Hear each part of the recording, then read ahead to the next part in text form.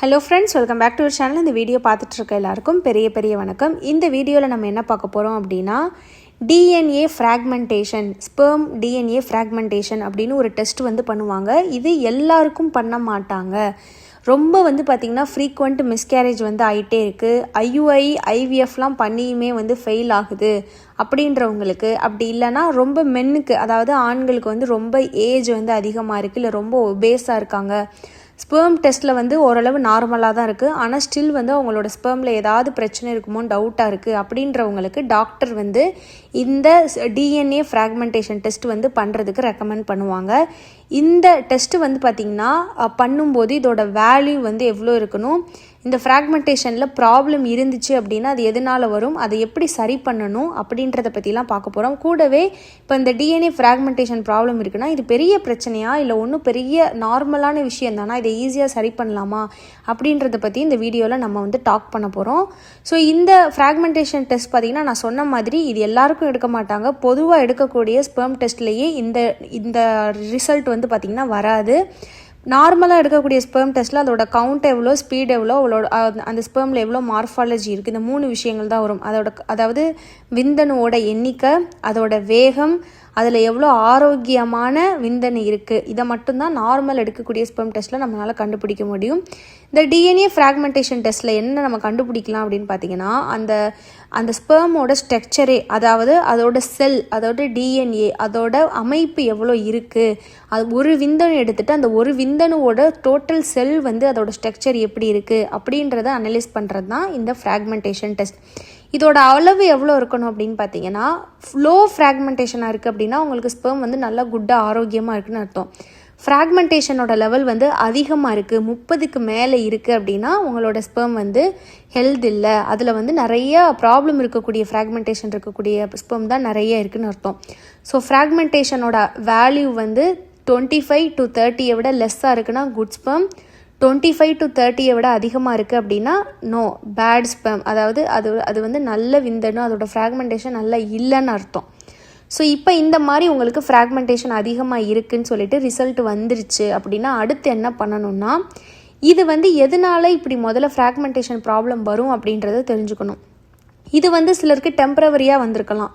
உங்களுக்கு உடம்புல வேறு ஏதாவது பிரச்சனை இருக்குது, இந்த இன்ஃப்ளமேஷன்லாம் சொல்கிறோம் பார்த்தீங்களா, அந்த மாதிரி உடம்புல வேறு ஏதாவது இன்ஃப்ளமேஷன் பிரச்சனை இருக்குது, வேறு ஏதாவது இன்ஃபெக்ஷன் இருக்குது, இல்லை உங்களுக்கு இருக்கக்கூடிய பேட் ஹேபிட்னால ஸ்மோக்கிங், ட்ரிங்கிங், அடிக்கடி ட்ரிங்க்ஸ் பண்ணுறது, ரொம்ப ஸ்மோக் பண்ணுறாங்க, பாடி வெயிட் ஒபேஸாக இருக்குது, உடல் பார்த்திங்கன்னா ஒரு உட்காந்த இடத்துலையே ஆல் டைம் பார்த்திங்கன்னா உட்காந்தே வேலை பார்க்குற வேலை, நடக்கிறது இல்லை. அதுக்கப்புறம் பார்த்திங்கன்னா ஹீட் பாடி, உடம்பு சூடாக இருக்கிறது, அது நல்லா தலைக்கு குளிக்கிறது, எண்ணெய் தேய்ச்சி குளிக்கிறது, இந்த மாதிரி விஷயங்கள் ஃபாலோ பண்ணாமல் இருக்குது. ஹீட் நிறைய ப்ரொடியூஸ் பண்ணுற இடத்துல வேலை பார்க்கக்கூடியது. ஸோ இந்த மாதிரி ஒர்க் பண்ணுறவங்க, இல்லை அதிகமான ஸ்ட்ரெஸ்ஸு, அதுக்கப்புறம் நல்ல தூக்கம் சரியாக இல்லை, ரொம்ப நைட் ஜாப் நைட் டியூட்டி பார்க்குறவங்க, இந்த மாதிரி ஒரு ஓவரால் குட் லைஃப் ஸ்டைல் இல்லாதவங்களுக்கு இந்த ஃப்ராக்மெண்டேஷன் ப்ராப்ளம் வரலாம். ஸோ இதில் எதனால இருக்குன்றதை ஃபஸ்ட்டு கண்டுபிடிக்கணும். உங்கள் உடம்புல வேறு ஏதாவது இன்ஃபெக்ஷன் இருக்குது, பிரச்சனை இருக்குன்னா அதை சரி பண்ணி அதுக்குரிய நீங்கள் மாத்திரைகள் எடுக்கிறீங்க, இன்ஃப்ளமேஷனை சரி பண்ணுறீங்கன்னா உங்களுக்கு இந்த ஃப்ராக்மெண்டேஷன் ப்ராப்ளம் அதுவே சரியாயிரும். மெடிக்கல் சம்மந்தப்பட்டு எனக்கு எந்த பிரச்சனையும் இல்லை அப்படின்னா நீங்கள் என்ன பண்ணணும்னா உங்களோட லைஃப் ஸ்டைலை நீங்கள் இம்ப்ரூவ் பண்ணணும். இதை இம்ப்ரூவ் பண்ணுறது கஷ்டமாக ரொம்ப ஈஸியான்னு கேட்டிங்கன்னா இது ரொம்ப ஈஸி தான். எப்படி இப்போ ஸ்பெர்ம் கவுண்ட்டு லோவாக இருக்குது, ஸ்பீடு லோவாக இருக்குது, அதோட மார்ஃபாலஜி கம்மியாக இருக்குது அப்படின்னா நீங்கள் என்ன மாதிரி விஷயங்கள் ஃபாலோ பண்ணணும். ஒரு புது ஸ்பெர்மை நல்லபடியாக நம்ம மாற்றுறதுக்கு 3 to 6 மாதம் அதுவே போதும். 3 மாதத்துலேயே நல்ல புது ஸ்பெர்ம் நமக்கு வந்துடும். இப்போ ஒருத்தவங்களுக்கு ஸ்பெர்ம் ப்ராப்ளம் இருக்குது, இன்னையிலேருந்து இவங்க ஒரு ரெமிடி எடுக்கிறாங்க, நல்லா எக்ஸசைஸ் பண்ணுறாங்க, நல்லா பார்த்திங்கன்னா நல்ல உணவு முறைகள் எடுக்கிறாங்க, மாத்திரை எடுக்கிறாங்கன்னா இன்னையிலேருந்து 60 to 90 நாள்லேயே அவங்களுக்கு நல்ல ஸ்பெர்ம் வந்துடும். ஸோ அதே மாதிரி தான் இந்த ஃப்ராக்மெண்டேஷன் பிரச்சனை இருக்குனாலும் இப்போ இருந்தே அதுக்குரிய டேப்லெட், அந்த ஃப்ராக்மெண்டேஷனுக்கு சம்மந்தப்பட்ட இம்ப்ரூவ் பண்ணுறதுக்குரிய டேப்லெட் அண்டு நான் சொன்ன மாதிரி நல்ல லைஃப் ஸ்டைல் ஃபாலோ பண்ணாங்கன்னா 3 to 4 monthsலேயே அது சரியாகிறதுக்கு நிறையவே வாய்ப்பு இருக்குது. ஸோ இது பெரிய பிரச்சனை கிடையாது. இது டிஎன்ஏ பிரச்சனை, ஒன்ஸ் இது இப்படி இருந்துட்டால் இது மாறாது, அந்த மாதிரிலாம் எதுவுமே கிடையாது. இது டெம்ப்ரவரி.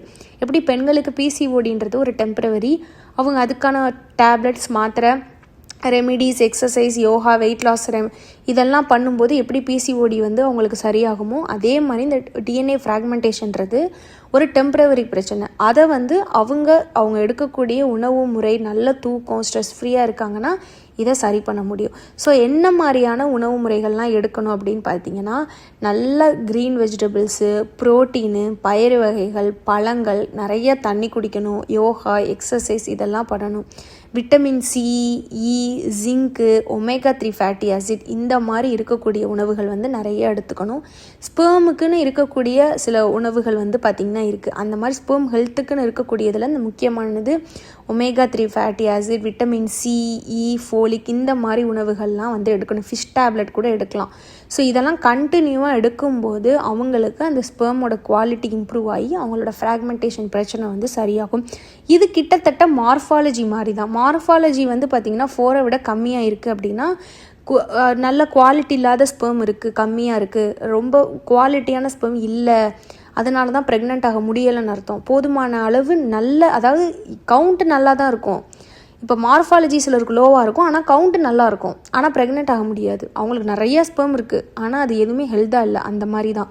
ஸோ அந்த ஃப்ராக்மெண்டேஷன்றது என்னதுன்னா எல்லாமே நல்லா இருக்குது, ஆனால் அதோட கோர் டிஎன்ஏ அந்த ஃப்ராக்மெண்டேஷன் அதோட ஸ்ட்ரக்சர் வந்து சரியில்லை அப்படின்னு அர்த்தம். ஸோ இது வந்து பார்த்திங்கன்னா டெஸ்ட் பண்ணி உங்களுக்கு டாக்டர் சஜஸ்ட் பண்ணுறாங்கன்னா இந்த டெஸ்ட் பண்ணி பாருங்கள். டெஸ்ட் பண்ணி பார்த்துட்டு உங்களுக்கு ப்ராப்ளம் இருக்கா இல்லையான்றதை தெரிஞ்சுட்டு அதுக்கு தகுந்த மாதிரி நீங்கள் ரெமிடிஸ், டேப்லெட்ஸ் அண்டு ஃபுட்ஸ் எல்லாம் எடுத்துக்கலாம். இதை நான் சொன்ன மாதிரி இந்த சத்து இருக்கக்கூடிய உணவுகள்லாம் எடுத்துகிட்டு கூடவே ரெமிடி என்ன எடுக்கலாம்னா அஸ்வகந்தா எடுக்கலாம், ஓரிதழ் தாமரை பவுடர் எடுக்கலாம், இந்த மாதிரி பாதாம் ஊற வச்சு எடுக்கிறது, வால்நட் எடுக்கிறது, இந்த மாதிரி ஹெல்த்தியான நட்ஸு, சீட்ஸ் இதெல்லாம் எடுக்கும்போது ஆட்டோமேட்டிக்காக இம்ப்ரூவ் ஆகும். இது ஒரு பெரிய பிரச்சனைலாம் கிடையாது. ஒருவேளை பாடி வெயிட் அதிகமாக இருக்குன்னா அதனால கூட இந்த பிரச்சனை வரும். அப்போ நீங்கள் பாடி வெயிட்டை வந்து கம்மி பண்ணணும்.